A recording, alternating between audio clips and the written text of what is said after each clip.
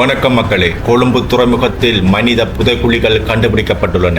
இலங்கையில் இதுவரை காலமும் கண்டுபிடிக்கப்பட்ட புதைக்குழிகளில் இது முக்கியத்துவம் வாய்ந்த புதைக்குழியாக காணப்படுகிறது. பல்வேறுபட்ட காலப்பகுதிகளில் பல்வேறுபட்ட இடங்களில் குறிப்பாக யுத்த பிரதேசங்களில் இவ்வகையான புதைக்குழிகள் கண்டுபிடிக்கப்பட்டன. இதனைத் தொடர்ந்து கொழும்பு தலைநகரமான கொழும்பு துறைமுகத்தில் இவ்வாறான புதைக்குழிகள் யாரால் உருவாக்கப்பட்டது என்பது கேள்விக்குரிய இருந்த போதிலும் அகழ்வு பணிகள் தீவிரமாக நடைபெற்று வருகிறது. பல்வேறுபட்ட சந்தேகங்கள் எழுப்பப்பட்டு வருகின்றன. இது அரசியல் கைதிகளின் எச்சங்களாக இருக்கலாம் என்றும் அல்லது விடுதலை புலிகளின் முக்கிய உறுப்பினர்களின் எலும்புக்கூடுகளாக இருக்கலாம் என்றும் அத்தோடு காணாமலாக்கப்பட்டோரின் எலும்புக்கூடுகளாகவும் இருக்கலாம் என்றும் பல்வேறுபட்ட கேள்விகள் பல்வேறுபட்ட கருத்துக்கள் நிலவி வருகின்றன. இதுவரை காலமும் உறுதிப்படுத்தப்படாத தகவல்களே வெளியாகி வருகின்றன. இருந்த போதிலும் தீவிரமாக இந்த புதைகுழியின் அகழ்வு பணிகள் மிகவும் தீவிரமாக நடைபெற்று வருகின்றன. இது தொடர்பான ஒரு சிறிய பகுதியினை தருகின்றேன். தொடர்ந்தும் இணைந்திருங்கள்.